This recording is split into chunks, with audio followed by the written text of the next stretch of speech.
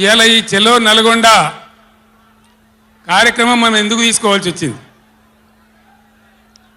కొందరికి ఏమో ఇది రాజకీయం. ఇలా మనం పెట్టింది ఉద్యమ సభ, పోరాట సభ. ఇది రాజకీయ సభ కానే కాదు.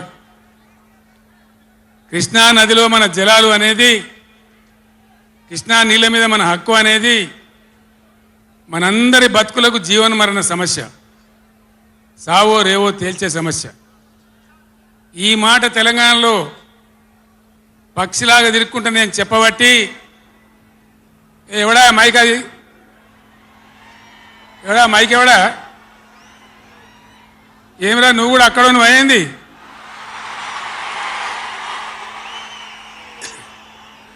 రాజేశ్వర రెడ్డి చూడొచ్చు కదా, మనం ఏం చేయకమని అంతే దాలిగా. బాగానే ఉందా, ఏం చేయకమను.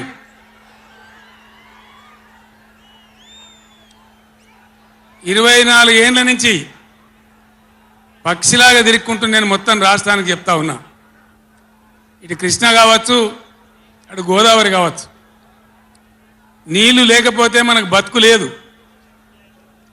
ఆ ఉన్న నీళ్ళు కూడా సరిగా లేకపోతే బతుకులు వంగిపోయినాయి. ఇదే నల్గొండలో 150,000 మంది మునుగోడు, దేవరకొండ, ఇతర ప్రాంతాల బిడ్డలై ఫ్లోరైడ్తో నడుములు వంగిపోయినాయి.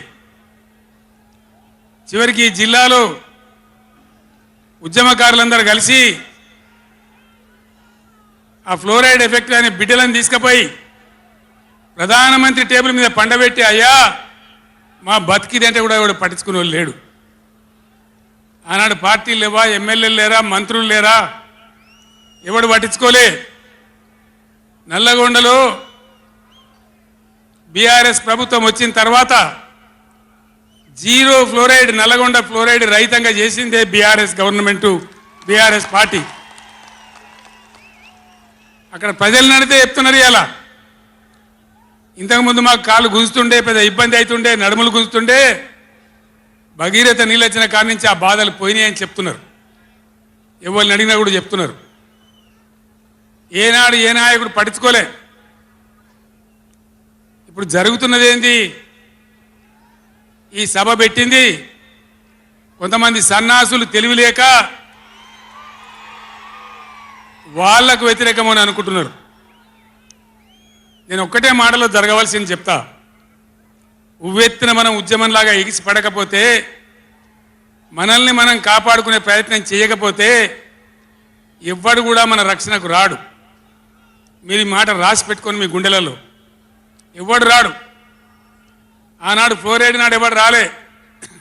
ఓట్లున్నప్పుడు వస్తారు నంగనాసి కబుర్లు చెప్పి, కానీ తర్వాత ఎవడు రాడు.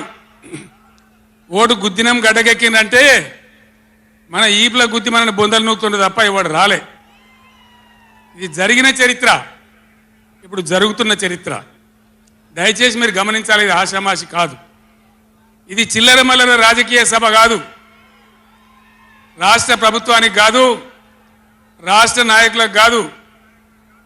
ఇలా నీళ్లు వంచడానికి సిద్ధంగా ఉన్నటువంటి బ్రిజేష్ కుమార్ ట్రిబ్యునల్కు కానీ, కేంద్ర ప్రభుత్వానికి కానీ, కేంద్ర నీటిపారుదల మంత్రికి కానీ, మన నీళ్లు దొబ్బిపోదామనుకునే స్వార్థ శక్తులకు కానీ ఒక హెచ్చరిక ఈ నల్లగొండ చలో నల్గొండ సభ.